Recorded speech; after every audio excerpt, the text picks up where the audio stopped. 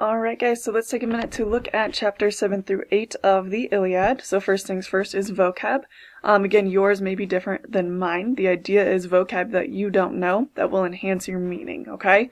So I have the word searing, and this one it means like carving or making.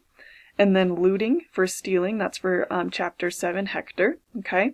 And then chapter 8, champions meet, we have havoc, destruction, and then etched means engraved, alright?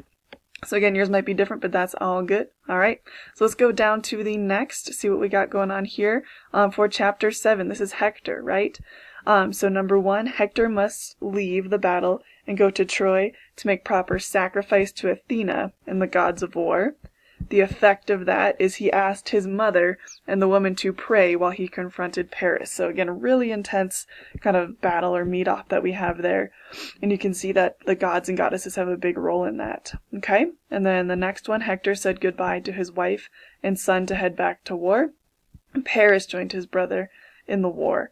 So we'll kind of see how that builds up into chapter 8, which is champions meet.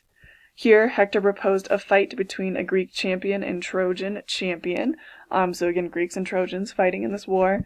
And then the effect of that is Ajax was chosen to battle with Hector.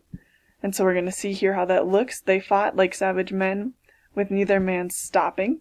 They could not go on until the gods decided which one should die. So again, the gods and goddesses have a big role in here. And then the effect of that is they clasped hands and parted.